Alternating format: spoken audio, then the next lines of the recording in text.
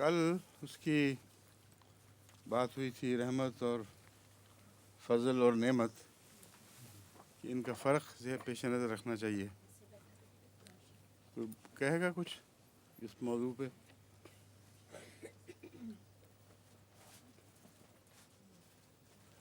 रहमत क्या चीज़ है? देखने में तो और सुनने में तीनों चीज़ें वो तो बादल लगती हैं एक दूसरे की, लेकिन फ़र्क है इनमें एक नहीं कई फ़र्क हैं। तो इसलिए वो पूछ रहा हूँ मैं, आपके जहन में क्या बात आती है रहमत से जो फ़ज़ल और नेमत से अलग कर देती है रहमत को, या उसकी शनाख्त अलग मुमकिन हो सकती हो?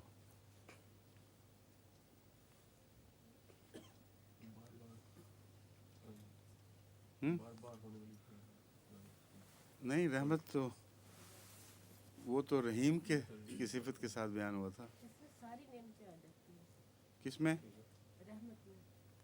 रहमत में सब नेमतें आ जाती हैं, हर किस्म की।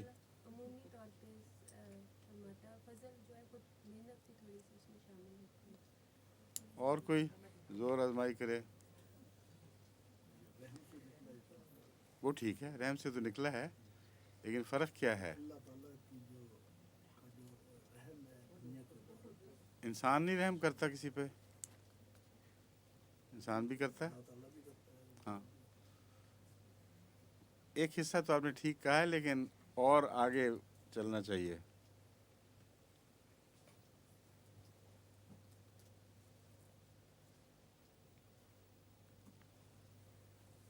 जी आप बताइए इमाम साहब।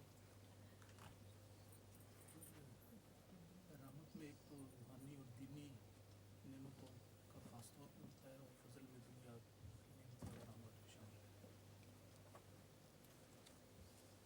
उलट उलट कर दिया आपने दोनों। ये सारे जो हैं ये मुख्तलिफ वक्तों में मुख्तलिफ चीज़ों पर इतलाक़ पाते हैं। कुछ दीनी रंग भी रखते हैं, कुछ दुनियावी रंग भी रखते हैं। जहाँ हज़रत मसीह मौऊद अलैहिस्सलाम के आने की पेशगोई है सूरह जुमा में, वहाँ व आखरीन मिनहुम लम्मा यल्हक़ू बिहिम व हुवल अज़ीज़ुल हकीम ज़ालिका फ़ज़लुल्लाह है युतीहि मन यशा। तो दुनिया कहाँ से होगी उसमें? इसमें जब फ़ज़ल की बहस करूँगा उसमें फिर इस बात को छेड़ूँगा। सबसे पहले रहमत की बात करते हैं। रहमत के दो बुनियादी माने हैं, लिखने की ज़रूरत नहीं, ज़रा सुन लें और से। एक तो आम रहम का तसव्वुर जो किसी ऐसी चीज़ पर जो तकलीफ़ की हालत में हो या कमज़ोरी की हालत में हो, ये अल्लाह ताला और मखलूक़ात सब में आम है। और इंसान भी रहम करता है और खुदा ताला भी रहम फरमाता है। और बाज़ दफ़ा ये महसूस होता है कि जैसे जानवरों में भी कुछ रहम का हिस्सा पाया जाता है।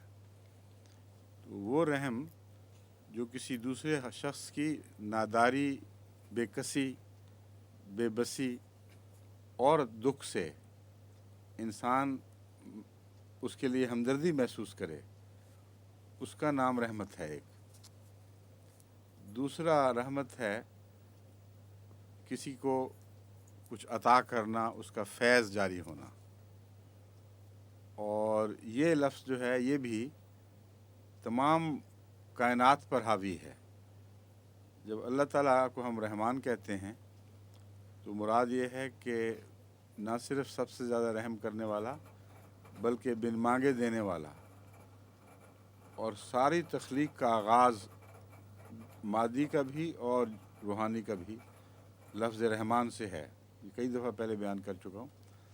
जैसे कि फरमाया रहमान व अल्लमल कुरान, ये रहमान खुदा है जिसने कुरान सिखाया, और वो भी बिन मांगे दिया है। तो वहाँ कोई किसी की बद हालत पेश नज़र नहीं है, बल्कि एक ऐसा फैज़ है जो ख़ुद जारी हुआ है, और इसमें कायनात की हर चीज़ आ जाती है। व रहमती वसियत कुल्ल शैइन, मेरी रहमत हर चीज़ पर हावी है। कोई ज़र्रा कायनात का ऐसा नहीं है जो अल्लाह ताला की रहमत का मौरद ना बना हो, मौरद ना हो और उसका मजहर ना हो। तो इस पहलू से हज़रत रसूल अकरम सल्लल्लाहु अलैहि वसल्लम को रहमतुल लिल आलमीन फरमाया गया, यानी आपका फैज़ कुल आलम पर, तमाम जहानों पर वसी है। यहाँ रहम का सवाल नहीं है, दूसरे रहम का, क्योंकि किस पे, हर एक पे रसूल सल्लल्लाहु अलैहि वसल्लम को रहम तो नहीं आ रहा था। कोई लकड़ी देखते तो रहम आ जाता था, मिट्टी देखते तो रहम आ जाता था, दरख्तों पे रहम आ जाता था। मुराद ये है कि जिस तरह खुदा का फैज़ आम है, वो नबी जो खुदा के करीब तरीन हुआ, उसने भी अल्लाह की रहमत से ये हिस्सा पाया कि उसका फैज़ आम हो गया। और ये तफसीली बहस यहाँ मौका नहीं है, सिर्फ ये समझना काफ़ी है सरे दस्त। मैं पहले दरसों में इसको बयान कर चुका हूँ। तो रहमत के दो बुनियादी माने हैं। अव्वल, दर्द का एहसास, किसी की गुर्बत, तकलीफ़, तंगी का एहसास। और उन मानों में भी रसूल अकरम सल्लल्लाहु अलैहि वसल्लम के ऊपर ये लफ्ज़ इस तरह सादिक़ आ जाता है कि जब भी किसी को हालत दर्द में देखते थे तो क़तई नज़र इसके कि मुसलमान था या गैर था, इंसान था कि जानवर था, उस पर रहम फरमाते थे। तो इस लिहाज से एक दरख्त के मुतल्लिक भी आपके रहम का वाक़या दर्ज है। वो जिस पर पहले टेक लगा, हाथ लगा रख के खड़ा हुआ करते थे, बाद में जब मेंबर बना, अलग हुए, तो कशफी तौर पर आपने उस दरख्त की कराहने की आवाज़ सुनी, जो उधर के उस पर हाथ रखा। तो दर्द का जो माना है रहमत का, वो भी रसूल अकरम सल्लल्लाहु अलैहि वसल्लम पर सादिक़ आता है, मगर सानवी तौर पर, अव्वल तौर पर फैज़ आम मुराद है। और हज़रत सल्लल्लाहु अलैहि वसल्लम ने एक मौके पर फरमाया कि जब अल्लाह ताला ने रहम मादर को पैदा फरमाया, अब यहाँ एक तसव्वुर है, मुराद ये नहीं कि सचमुच पैदा हुआ, बल्कि जिसको ब्लू प्रिंट कहते हैं, जब रहम का नक्शा बना है और खुदा ताला ने फ़ैसला फरमाया कि रहम पैदा किया जाए, इसमें इंसानी रहम सिर्फ मुराद नहीं है, हर रहम। क्योंकि ये नहीं फरमाया कि जब इंसान माँ को पैदा किया, बल्कि आपने खुद रसूल सल्लल्लाहु अलैहि वसल्लम ने फरमाया है, जब अल्लाह ताला ने रहम को पैदा फरमाया तो कहा, ए रहम, तू और मैं, मेरी रहमानियत एक ही मादे से मुश्तक़ हैं, यानी हम दोनों का इन्फिनिटिव एक है और रहम है। इसलिए जिस किसी ने तुझसे ताल्लुक़ काटा, वो मेरी रहमानियत से भी ताल्लुक़ काट लेगा। बस रहमी रिश्तों में कॉन्शियस ताल्लुक़ तो इंसान करता है और अनकॉन्शियस ताल्लुक़ हर जानवर में पाया जाता है। नहायत खौफनाक किस्म के जो हैं दरिंदे, किसी पर रहम नहीं जानते, अपने बच्चों पर रहम करते हैं। तो रहम के अंदर एक ज़ाती ताल्लुक़ जो तख्लीक़ी ताल्लुक़ है, वो भी पाया जाता है। इससे पता चलता है कि तख्लीक़ी ताल्लुक़ में खुदा ताला ने किसी को अपने से अलग नहीं किया, और चूँकि रहमान से सारी कायनात वजूद में आई है, इसलिए हर चीज़ से अल्लाह ताला का एक ज़ाती ताल्लुक़ कायम हो गया, जैसे माँ का बच्चों से ताल्लुक़ होता है। और ये दूसरे, ये माने फ़ज़ल में नहीं है, ये नेमत में नहीं है। तो रहमानियत और रहम और रहम ये बहुत वसी और आम मज़मून है। इसमें फिर आगे तख़सीस भी पाई जाती है, लेकिन इसकी अगर रूह को आप समझ लें तो फिर जहाँ जहाँ भी कुरान करीम में इस्तेमाल आता है, मौका और महल के मुताबिक उसका सही माना आपके जहन में उभरेगा। दूसरा है लफ्ज़ नेमा। नेमा के मुतल्लिक बताइए, क्या जानता है, क्या ख्याल है नेमत के मुतल्लिक?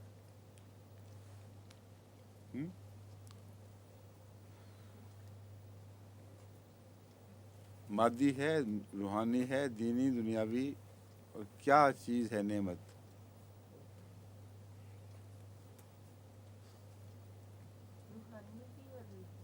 जी, मादी भी है, रूहानी बिल्कुल ठीक है। और हर चीज़ नेमत है।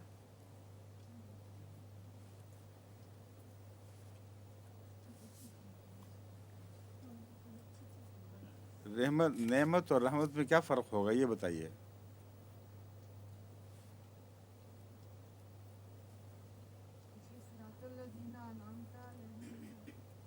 वो भी आएगा, वो भी नेमत ही है, लेकिन अमूमी मैं कहना चाहता हूँ, अपने जहन को खंगाल के कोई तसव्वुर बनाइए नेमत का।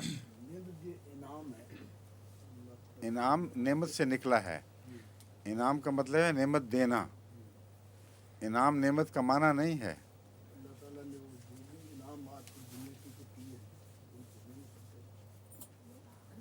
हर तख्लीक फिर एक किस्म का इनाम ही बन गया ना। ये बात नहीं है, फ़र्क है। नेमत और रहमत में एक फ़र्क है। एक तो फ़र्क बता दिया, रहमत में जो दर्द का और हमदर्दी का माना पाया जाता है वो नेमत में नहीं पाया जाता। लेकिन और भी बहुत से फ़र्क हैं। नेमत को अपनी ज़ात में पहले समझने की कोशिश करें। नेमत वो है जो कोई खुश हो के किसी को दे दे। नेमत असल में राहत की हालत और अच्छी हालत को कहते हैं। इमाम राग़िब ने लिखा है कि अगर एक इंसान बैठा है अच्छी हालत में तो उसकी नेमत है, और घुटनों के बल बैठा है तो वो भी उसकी नेमत है। अगर आराम और इत्मीनान से खड़ा है तो वो भी उसकी नेमत है। तो नेमत इसी से तनाउम निकला है। और नोमा कहते हैं ऐशो इशरत की ज़िंदगी को भी, यानी ऐसी ज़िंदगी जो बहुत बेहतर हाल में हो। तो नेमत में आसानी और हालत राहत का मज़मून पाया जाता है। ये ज़रूरी नहीं कि कहीं और से बरह रास्त मिले। इंसान ख़ुद एक नेमत की हालत में होता है।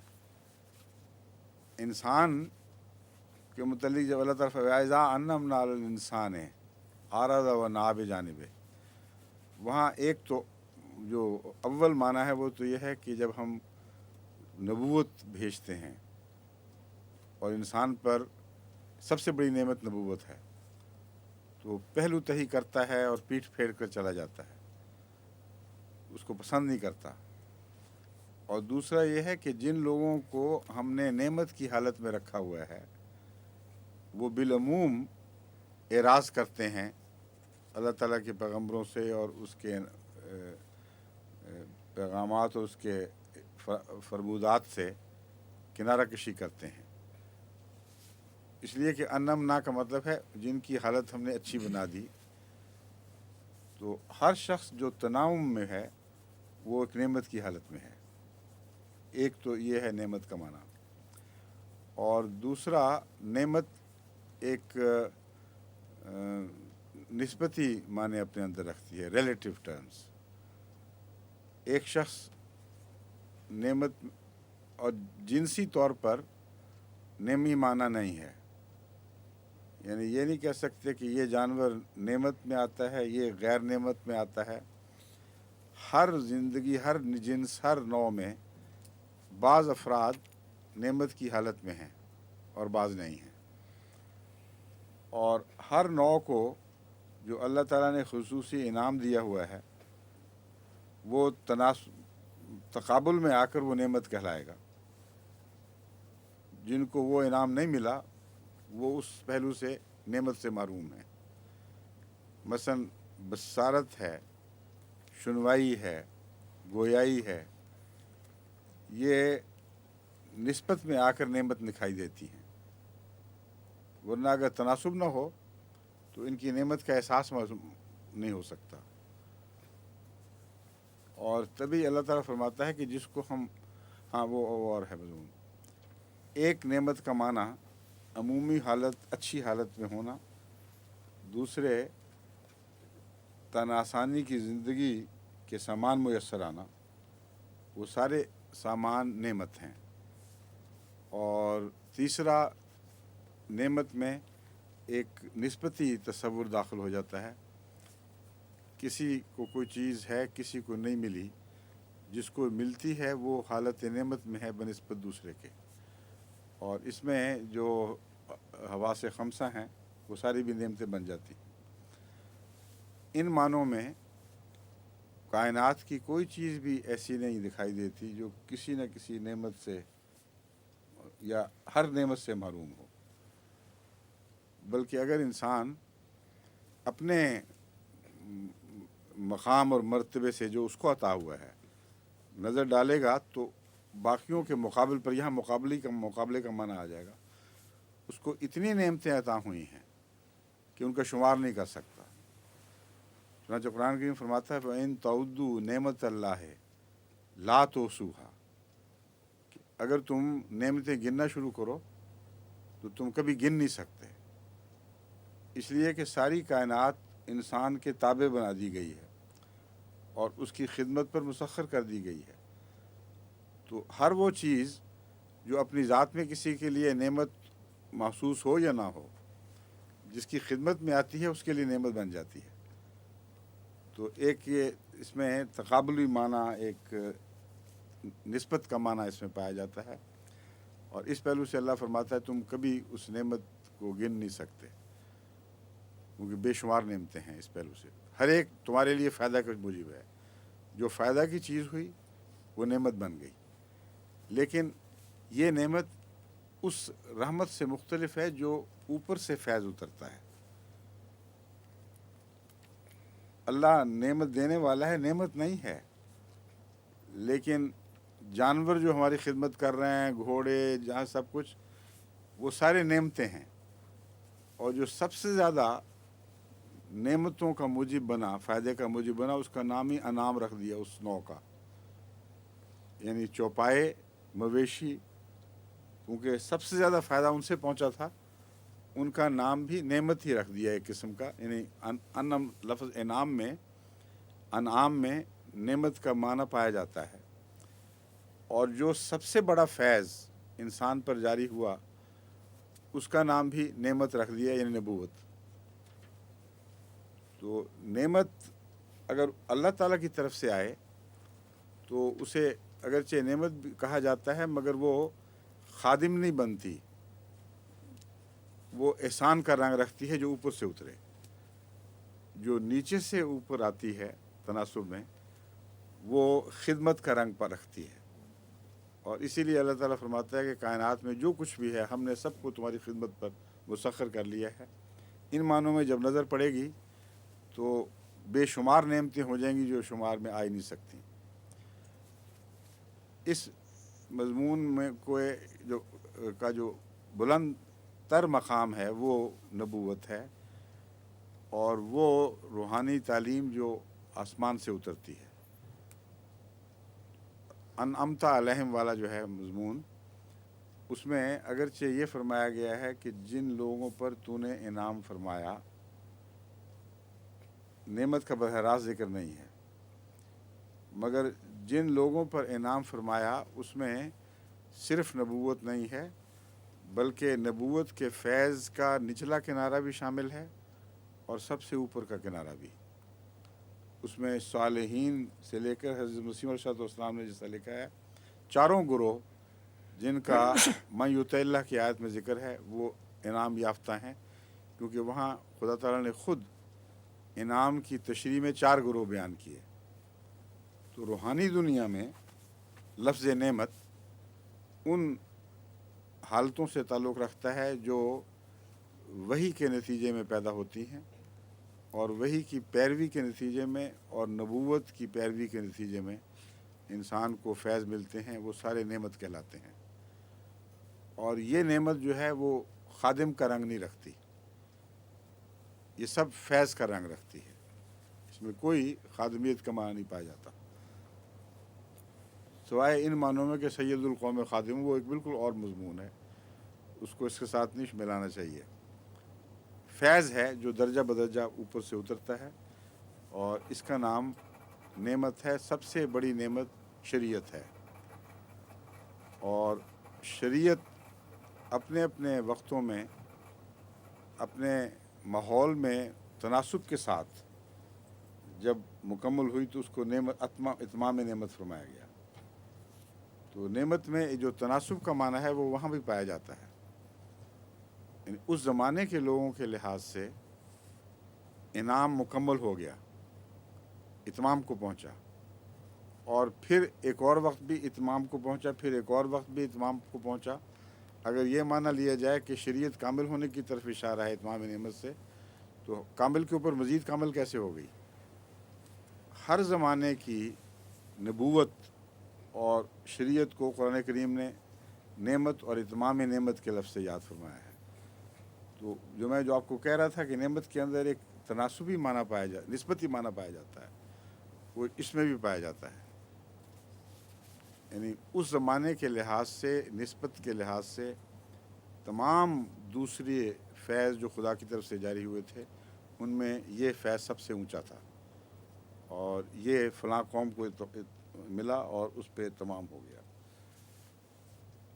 ایک نعمت کے متعلق قرآن کریم میں بہت سی آیات ہیں، ان کے حوالے سے مضمون کے مختلف پہلو سامنے آتے ہیں، مگر سب سے اہم پہلو نبوت ہی کا ہے. یعنی اس کا آخری مرتبہ، بس جہاں من یطع اللہ میں نعمت کا ذکر ہے، وہاں صالح کو اتمام نعمت کا مظہر نہیں کہا جا سکتا، شہید کو اتمام نعمت کا مظہر نہیں کہا جا سکتا. تناسب ہے نا، چل رہا ہے اسی طرح. اور صدیق کو بھی اتمام نعمت کا مظہر نہیں کہا جا سکتا، مگر نبی کو اتمام نعمت کا مظہر کہا جا سکتا ہے.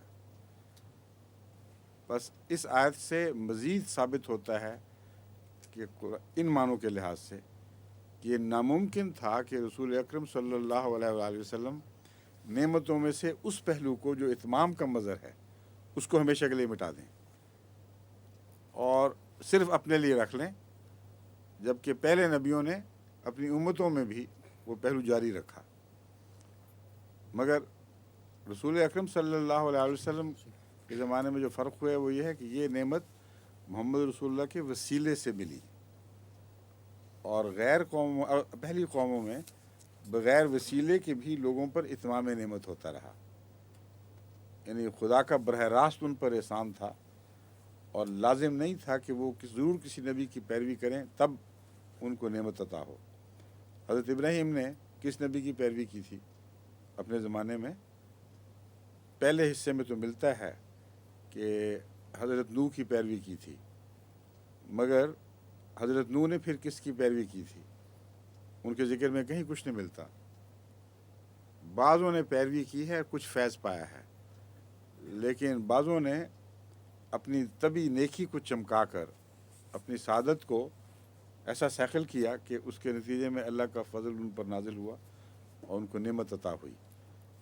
تو نعمت نبوت کو بھی کہتے ہیں، مگر فضل جو ہے وہ نبوت نہیں ہے، بلکہ فضل اس اختیار کو کہتے ہیں کہ جہاں مالک جس کو چاہے جو دے دے، وہ فضل ہے. بس فضل کا جو معنی ہے اس کی اب ہم اس پہ شروع کر دیتے ہیں گفتگو. فضل اول تو دنیا اور دین دونوں قسم کی نعمتوں پر لفظ فضل استعمال ہوتا ہے، اور دنیا کے مال کو بھی فضل کہتے ہیں، اور فضل زیادہ چیز کو بھی کہتے ہیں،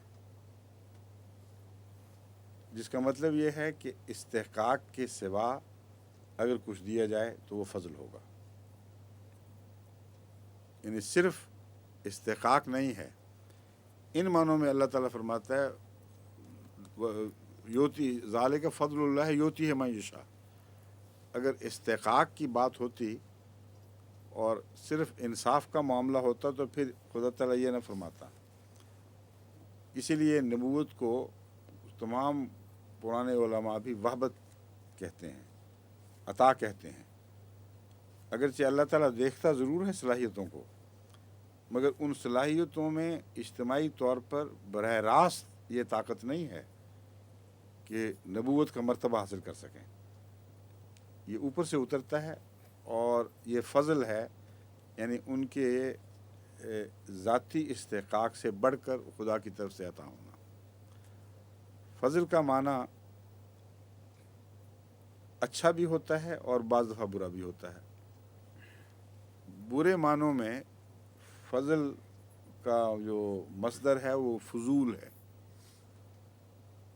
اور کہتے ہیں غصہ جس کو زیادہ ہے اس کو بھی فضل الغضب کسی میں پایا جاتا ہے، تو لفظ فضل استعمال ہوتا ہے۔ لیکن بہرحال یہ قطعی بات ہے کہ فضل کا لفظ اکثر صورتوں میں اچھے معنوں میں استعمال ہوتا ہے، بہت کم صورتوں میں برے معنوں میں استعمال ہوتا ہے۔ جب برے معنوں میں استعمال ہو تو فضول اس کا مصدر بنتا ہے، اور فضول چیزیں جو ہم کہتے ہیں فضول ہیں، ان میں بھی زیادتی کا معنی ہے اصل میں، یعنی ایسی چیزیں جن کی ہمیں حقیقتاً ضرورت نہیں ہے، زائد از ضرورت چیزیں ہیں، اگر وہ اچھی ہوں تو فضل ہیں، اور اگر بری ہوں تو فضول ہیں۔ اس لیے فضل میں یہ جو خصوصیت سے معنی پائے جاتے ہیں ان کو پیش نظر رکھنا چاہیے۔ اور فضل میں تناسب کا معنی بھی اسی طرح پایا جاتا ہے، بلکہ نعمت کے مقابل پر زیادہ پایا جاتا ہے تناسب کا معنی۔ فضل کے ساتھ ہی ایک کم فضل والی چیز کا تصور ذہن میں ابھرتا ہے، اور فضل جو ہے وہ جنس کے اوپر بھی ہو سکتا ہے، نوع پہ بھی ہو سکتا ہے، یعنی نوع کے ساتھ بھی تعلق رکھتا ہے، جنس سے بھی تعلق رکھتا ہے، جبکہ رحمت سب سے زیادہ عام ہے۔ تلک الرسل فضلنا بعضهم علی بعض، یہ نوعی فضل ہے، بلکہ ذاتی فضل ہے، انفرادی۔ نوعی فضل نہیں، انفرادی فضل، کہ یہ رسول ہیں، ان میں سے بعض کو ہم نے بعض دوسروں پر فضیلت دے دی ہے، اور کوئی پوچھ نہیں سکتا کیوں دی ہے، کیونکہ ذالک فضل اللہ یؤتیہ من یشاء میں وہ جو مالکیت کا تصور ہے وہ بڑا بھاری پایا جاتا ہے، کیونکہ حق سے زیادہ دینا فضل میں شامل ہے، اس لیے حق سے زیادہ دینے پر کوئی مطالبہ نہیں کر سکتا کہ مجھے حق سے زیادہ دو، کہ مجھے حق سے زیادہ دو، کیونکہ یہ احسان میں داخل ہو جاتا ہے، مضمون انصاف سے اوپر چلا جاتا ہے۔ تو فضلنا میں یہ مضمون ہر جگہ پایا جاتا ہے کہ استحقاق سے الگ خدا تعالیٰ کی طرف سے جو زائد چیزیں نازل ہوں ان کو فضل کہا جاتا ہے، مگر بعض دفعہ اس کا استحقاق سے بھی تعلق ہوتا ہے، یا استحقاق کی طرف استحقاق سے تعلق تو نہیں ہوتا، کسی استحقاق کی دلیل فضل بن جاتا ہے۔ مثلا اللہ تعالیٰ فرماتا ہے الرجال قوامون علی النساء بما فضل اللہ، کیا ہے وہ رزق والی آیت پوری ہے، ہاں مضمون بتا دیتا ہوں میں۔ اللہ تعالیٰ نے مردوں کو عورتوں پر نگران بنایا اور نسبتاً زیادہ قوی بنایا ان کو، کیونکہ اللہ تعالیٰ نے ان پر یہ فضل فرمایا ہے کہ وہ کمائی کا ذریعہ ہیں، اور خاندانی دیکھ بھال اور روزمرہ کی زندگی کو چلانے کی ذمہ داری ان پر عائد ہوتی ہے، اور یہ فضل ہے ان کا عورتوں پر، یعنی خدا کی طرف سے دلیل کے طور پر نہیں بلکہ جنسی تفریق کے لحاظ سے ایک فضل ایک جنس کو دوسری پر ہوا، جس میں کمانے کی زیادہ تر ذمہ داری ایک جنس کے ایک حصے پر، ایک نوع پر عائد ہوئی، اور دوسری نوع پہ وہ بوجھ اس طرح نہیں ڈالا گیا۔ تو یہ بھی تفریق والا جو مضمون ہے نا فضل کے ساتھ، یہ اس کے ساتھ تعلق رکھتا ہے۔ اور تلک الرسل کے علاوہ فضل کا مضمون پرانی امتوں میں ملتا ہے۔ بعض عورتوں کے متعلق فرمایا کہ ان کو ہم نے فضیلت دی، حضرت مریم کو فضیلت دی، اسی طرح بنی اسرائیل کو فضیلت دی۔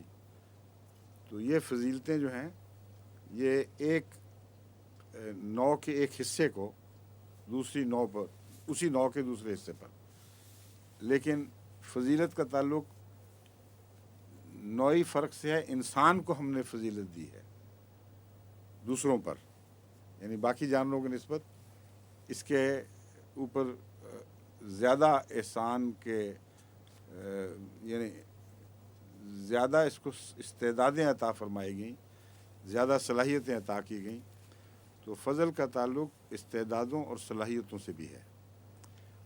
اور اس پہلو سے جو بنی اسرائیل کو فرمایا ہے، عام طور پر ہم کہتے ہیں کہ بنی اسرائیل کا جو روحانی مقام ہے وہ اس وقت کے زمانے کے لوگوں پر چونکہ زیادہ تھا، زیادہ عالی شان شدید عطا ہوئی تھی، اس لیے ان کے متعلق فرمایا کہ تمام جہانوں پر فضیلت دی، اور یہ وقتی چیز ہے۔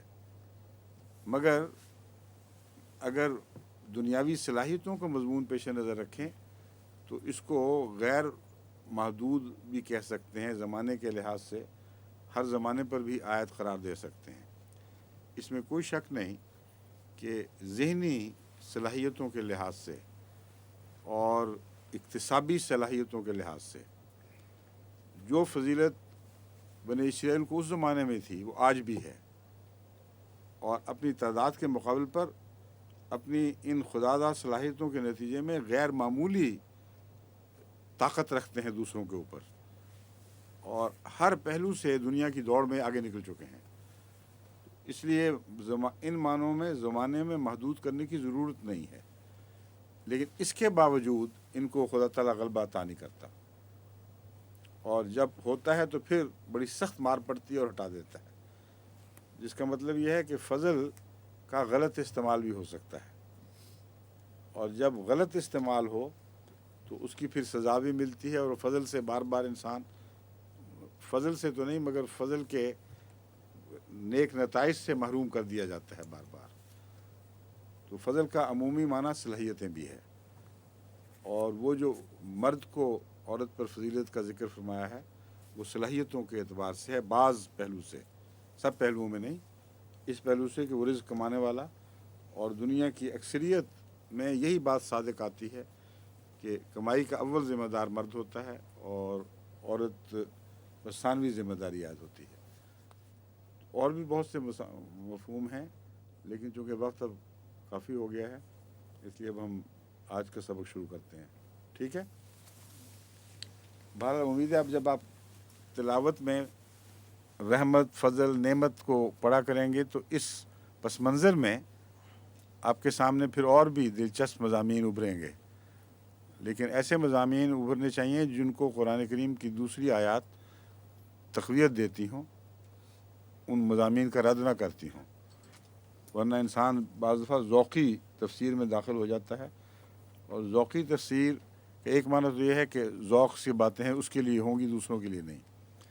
ایک ذوقی تفسیر گناہ بن جاتی ہے، اور اس کا مطلب یہ ہے کہ قرآن کریم کی دوسری آیات اس کو سہارا نہیں دیتی اس تفسیر کو، بلکہ اس سے متضاد ہو جاتی ہیں، متضاد ہوتی ہیں، اور انسان پھر بھی پیش کیے جاتا ہے اپنے کہ میرے ذوق کا نقطہ ہے۔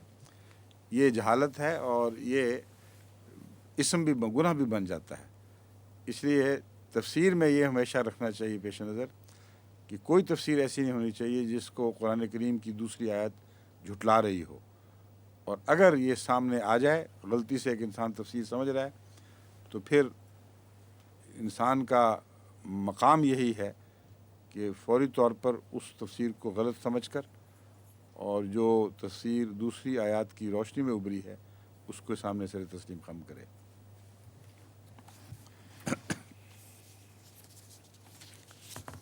اعوذ باللہ من الشیطان الرجیم، بسم اللہ الرحمن الرحیم، ان الصفا والمروة من شعائر اللہ ومن حج البیت او اعتمر فلا جناح علیہ ان یطوف بہما ومن تطوع خیرا فإن اللہ شاکر علیم۔ ان الذین یکتمون ما انزلنا من البینات والہدی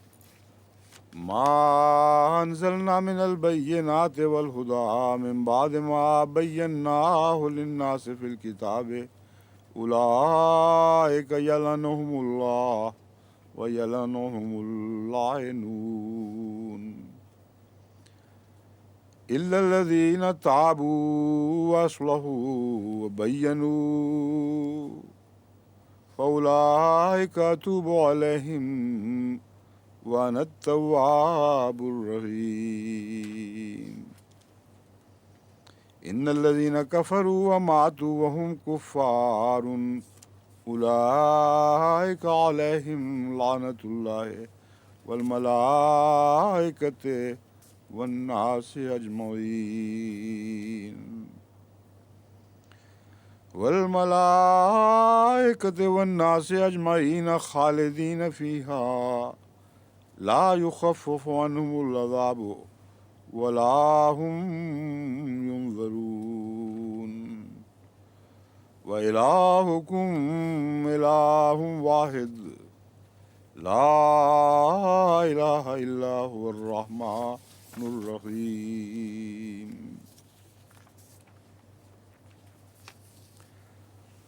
ان الصفا والمروہ من شعائر اللہ، یقیناً صفا اور مروہ اللہ کے قابل احترام نشانوں میں سے ہیں. یعنی ویسے تو خدا کے بے شمار نشانات ہیں، ان کی گنتی کوئی نہیں، مگر بعض نشان خدا کے ایسے ہیں جن کو بنی نوع انسان کے لیے محترم قرار دے دیا گیا ہے کہ وہاں عزت کرو اور احترام سے پیش آؤ اور کسی قسم کی گستاخی اور بے ادبی کا طریق اختیار نہ کرو. ان کو شاعر اللہ کہا جاتا ہے اور اس کی بے حرمتی کو بہت بڑا گناہ سمجھا جاتا ہے. تو یہ بھی ان نشانات میں سے ہے جن کو اللہ تعالیٰ نے محترم قرار دے دیا. فمن حج البیت او اعتمرا، بس جو کوئی بھی البیت یعنی خانہ کعبہ کا حج کرے یا اوے تمرا یا عمرہ کرے. اے تمرا میں عمرہ مراد ہے. یہ جو تے ہے یہ زائد ہے باب کی، لیکن اصل جو 3 اس کے بنیادی حروف ہیں وہ ہیں عین میم رے، عمرہ جس سے نکلا ہے. تو کسب تے جو آ جاتی ہے یہ اپنانے کے لیے معنوں میں آتی ہے، تو جو عمرہ کر لے ان معنوں میں ہے. افتعال، باب افتعال اپنا بنانے کے معنوں میں استعمال ہوتا ہے، اور بھی بہت سے معنوں میں، لیکن یہ بھی اس میں ایک معنی پایا جاتا ہے. اوے تمرا یا عمرہ کر لے، فلا جناح علیہ ان یطوف بہما، تو ان پر کوئی گناہ نہیں، اس پر کوئی گناہ نہیں، ان یطوفا کہ وہ طواف کرے، بہما ان دونوں کا.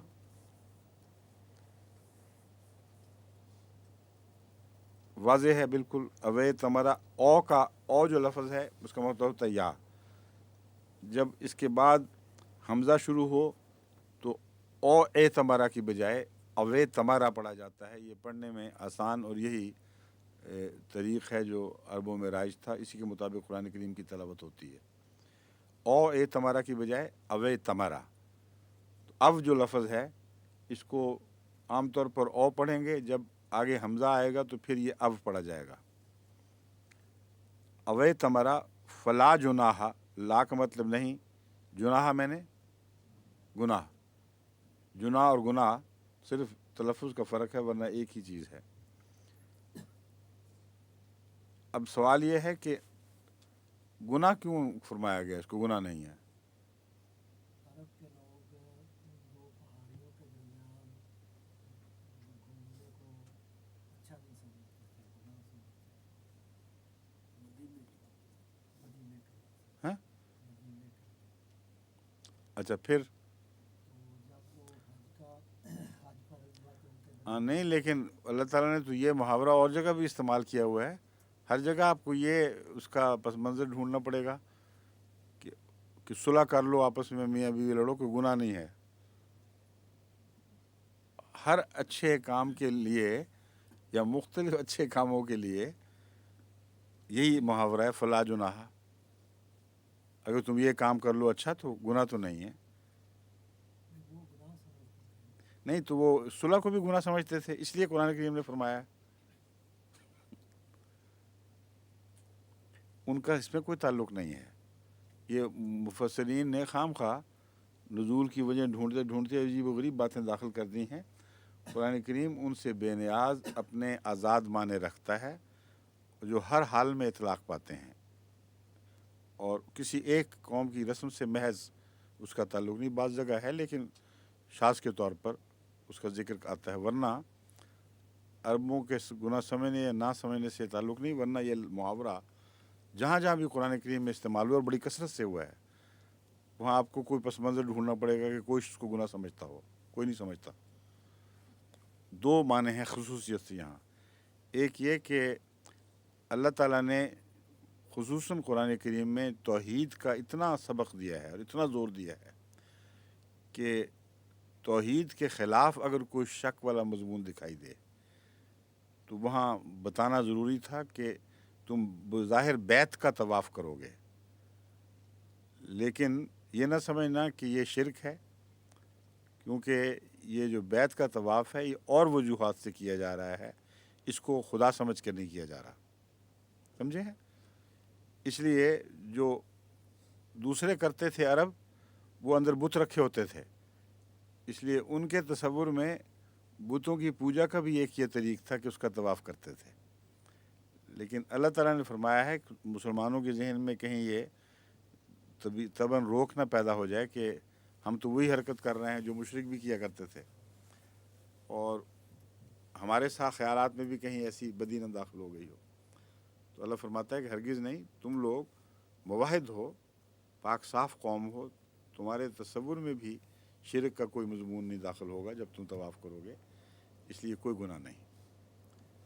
دوسرا، فلا جناح کا گناہ محاورہ یہ بتاتا ہے کہ کسی کو ترغیب دی جاتی ہے تو یہ کہا جاتا ہے، مثلاً کسی کو کہیں کچھ کھا لو، کھانا کھا لو، گناہ تو نہیں ہو جائے گا، یہ کام کر لو، گناہ تو نہیں ہو جائے گا۔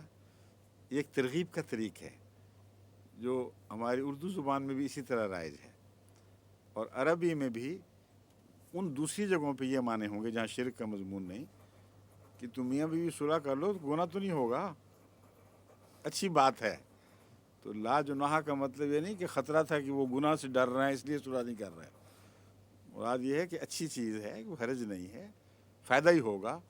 تو لا جناح کا اپوزٹ معنی پایا جاتا ہے ایسی صورت میں کہ گناہ چھوڑ کے ثواب کا موقع ہے، تو وہاں گناہ کی نفی ثواب کی طرف اشارہ کرتی ہے اور رضا باری تعالیٰ کے حصول کی طرف اشارہ کرتی ہے۔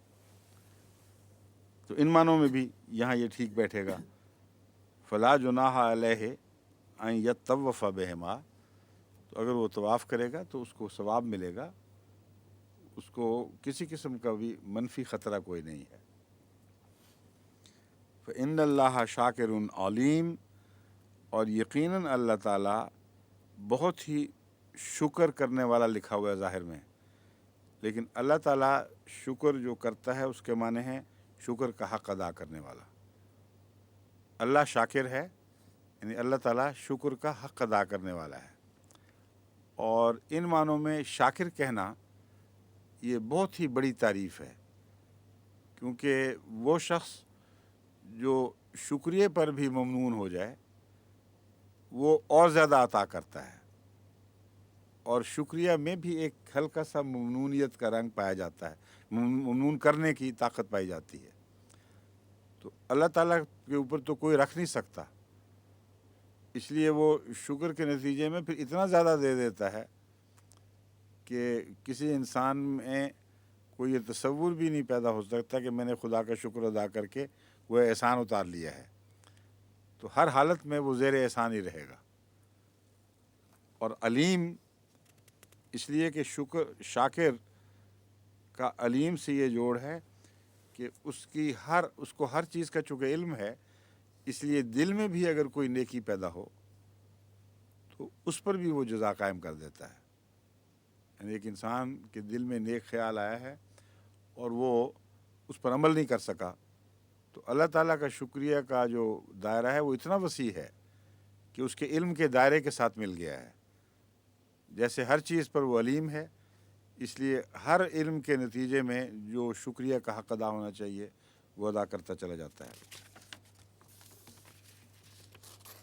ان الذین یکتمون ما انزلنا من البینات،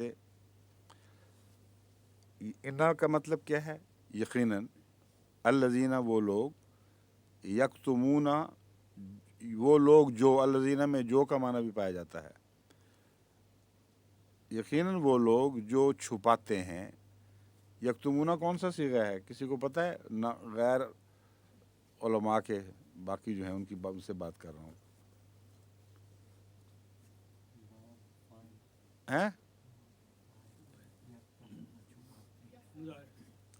کیا تو تسی تو علماء بھی نہیں آ گئے ہم اشرف صاحب؟ میں جس طرح مرضی بنا نہیں، جو سمجھ دو دسو۔ ایک تو مولے جی نظارے واحد جمع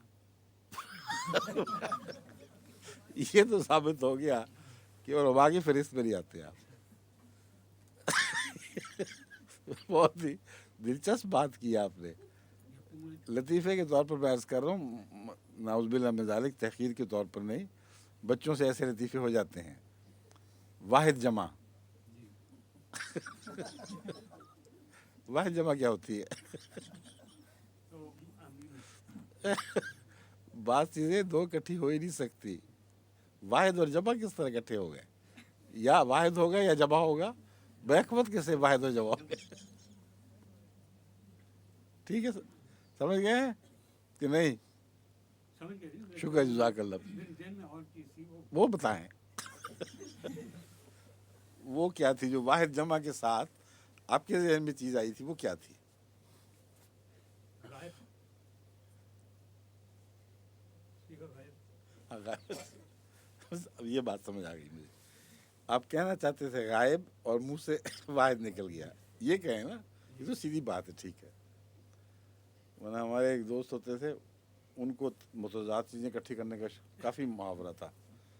ایک دفعہ انہوں نے کسی بات پہ کہا مجھے یقین ہے، تو میں نے کہا تمہیں یقین ہے؟ کہتا شاید یقین ہے۔ تو یہ واحد جمع بھی اسی طرح ہو گیا ہے۔ خیر کوئی بات نہیں، تھوڑی دیر کے لیے ذرا جن کو ہلکی ہلکی نیند آتی ہے ان کی آنکھ کھل جاتی ہے اس سے۔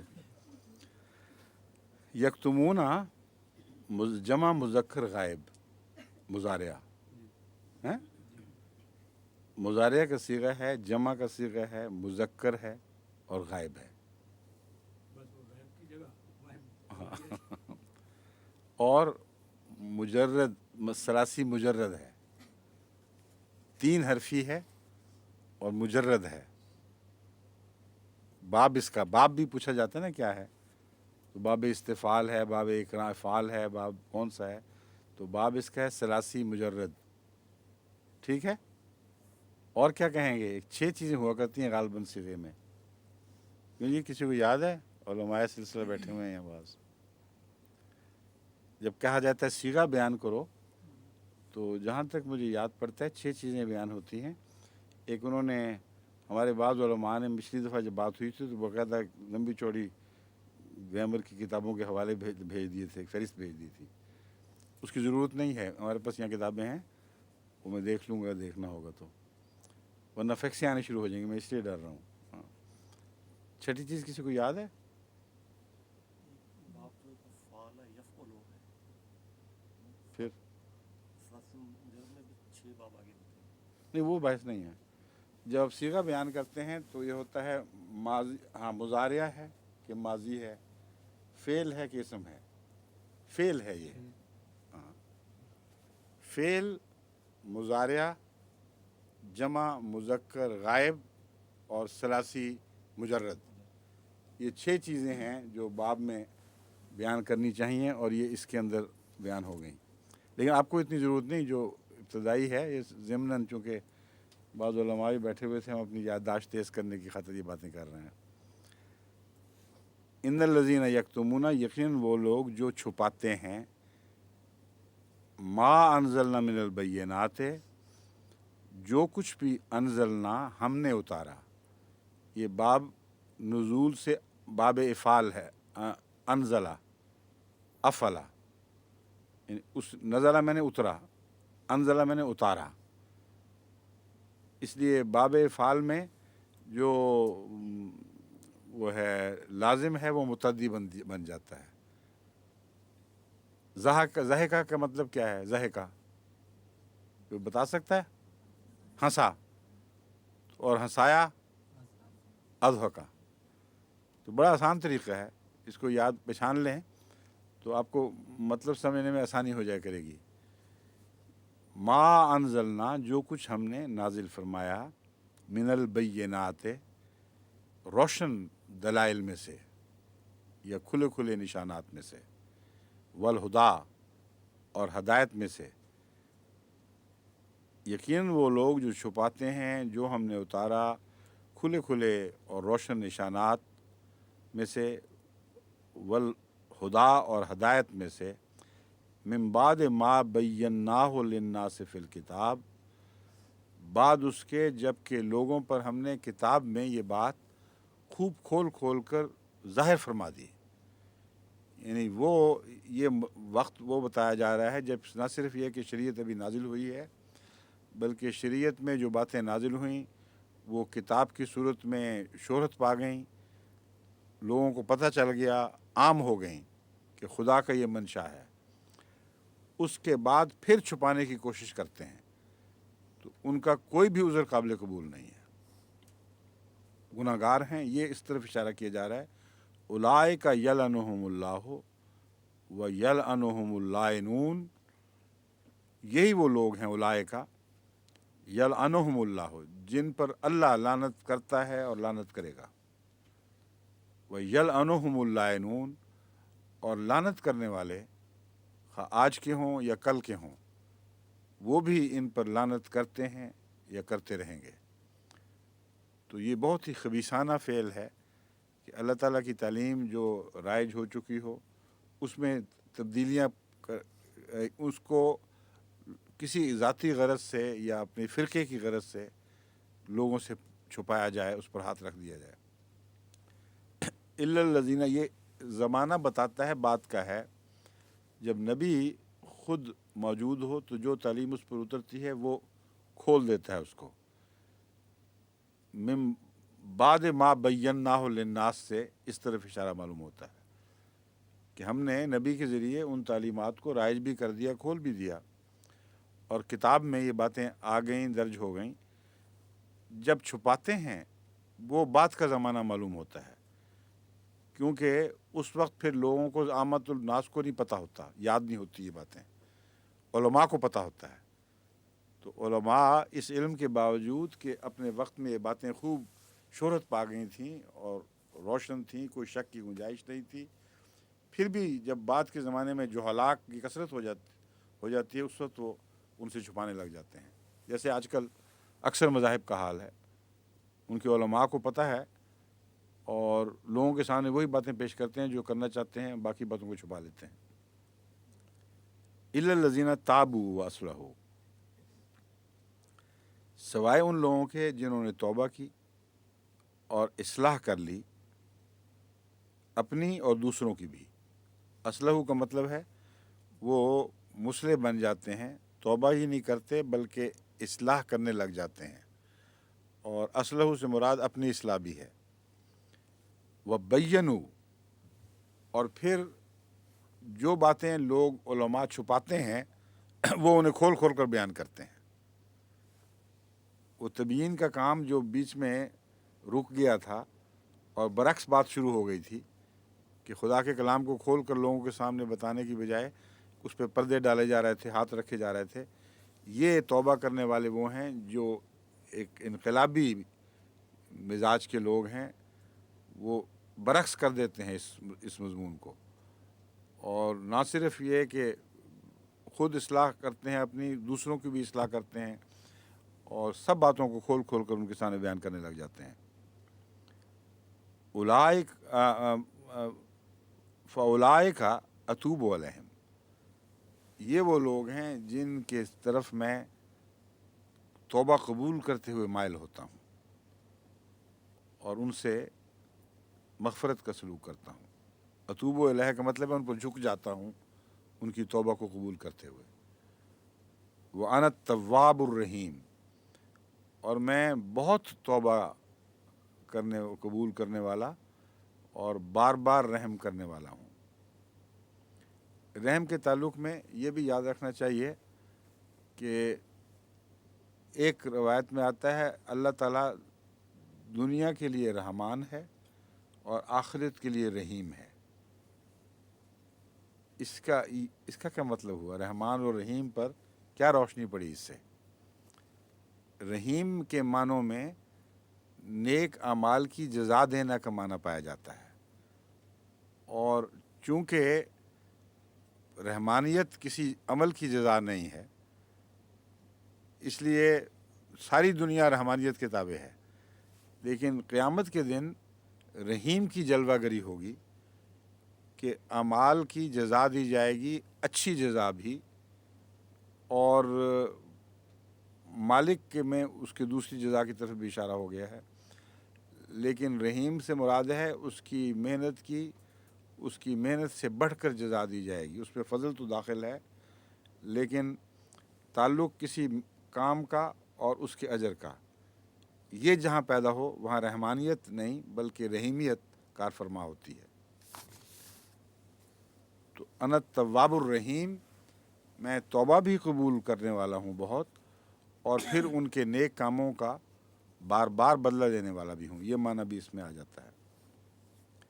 ان الذین کفروا، یقیناً وہ لوگ کفروا جنہوں نے کفر کیا، وماتوا اور مر گئے، وہم کفار اس حالت میں کہ وہ کافر ہی تھے۔ واو یہاں حالیہ ہے، حالیہ معنی دیتی ہیں، حالت یہ تھی کہ وہ کافر ہی تھے، اس حال میں مر گئے کہ وہ کافر تھے۔ اولئک علیہم لعنت اللہ، یہی وہ لوگ ہیں جن پر اللہ کی لعنت ہوتی ہے، والملائکۃ والناس اجمعین، اور فرشتوں کی اور تمام انسانوں کی اجتماعی طور پر۔ اب لوگ کوئی لعنت کرتے ہیں؟ سب لوگ ہیں؟ کہاں کرتے ہیں؟ آج کل تو دنیا وہ پرواہ نہیں کرتے، وہ تو نیکوں پر لعنتیں ڈالتے جاتے ہیں۔ کیا مطلب ہوا؟ یہ بہت ہی اہم استعمال ہے الناس کا، جو اور بھی جگہ یہ اس قسم کا استعمال ملتا ہے۔ حالانکہ اجمعین میں تو بظاہر لوگوں میں سے کوئی بھی باقی نہیں چھوڑا، اور واقعہ یہ ہے کہ جو لوگ کافر ہوئے اور مر گئے ان کے اوپر تو لوگ رحمتیں ڈالتے، ان کی جھوٹی تعریفیں کرتے، اور خواہ غضب کے نتیجے میں مرا ہو کوئی، اس کے گن گاتے اور بڑی بڑی باتیں کرتے، تو اجمعین کیسے ہو گئے؟ اصل میں بعض جگہ خدا تعالیٰ جنس کا نام لیتا ہے، لیکن جنس مراد نہیں ہوتی، بلکہ اس کا وہ خلاصہ جو اس کے نظر میں انسان کہلانے کے مستحق ہیں اور دل میں سعادت رکھتے ہیں، اللہ سے تعلق والے ہیں، تو والناس اجمعین میں صرف وہی لوگ مراد ہیں، سب نہیں۔ حضرت مسیح موعود علیہ السلام نے بھی اپنی تحریروں میں بعض دفعہ کہ سب نے مجھے قبول کر لیا اور باقی یہ رہ گئے کہا ہے، تو مولوی خوب اس پہ ٹھٹھا کرتے ہیں اور کہتے ہیں کہ سب نے کہاں قبول کی، جھوٹ بولا، اور اکثریت نے تو انکار کر دیا۔ تو اب بتائیں یہاں کیا لکھا ہوا ہے کہ نعوذ باللہ من ذالک اللہ تعالیٰ نے جھوٹ بولا ہے؟ وہ کہتا ہے کہ سارے ناس اجمعین، تمام کے تمام، ایک بھی ان سے باہر نہیں، وہ ان پر لعنتیں ڈالتے ہیں، حالانکہ مولوی تو ان میں شامل ہی نہیں، وہ تو نیکوں پر لعنتیں ڈالتے ہیں آج کل کی مراد، اور سارے کافر، سارے مشرک وہ نیکوں پر تو لعنتیں ڈالتے ہیں، اچھوں کی بدوں کی گن گاتے رہتے ہیں۔ تو والناس اجمعین سے مراد وہ انسان جو خدا کی نظر میں انسان کہلانے کے مستحق ہیں، اور وہ تبھی ہو سکتے ہیں جب اللہ سے تعلق والے ہوں، ان سب کی اجتماعی لعنت ان پر پڑتی رہتی ہے۔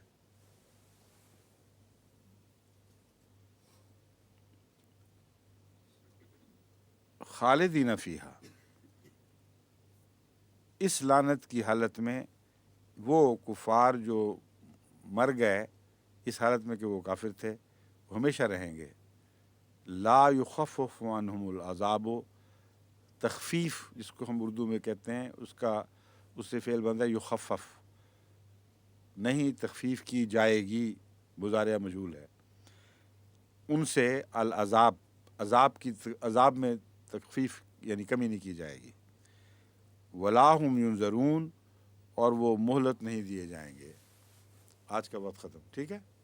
کیوں جی ختم ہو گیا؟ اچھا جی، السلام علیکم، خدا حافظ.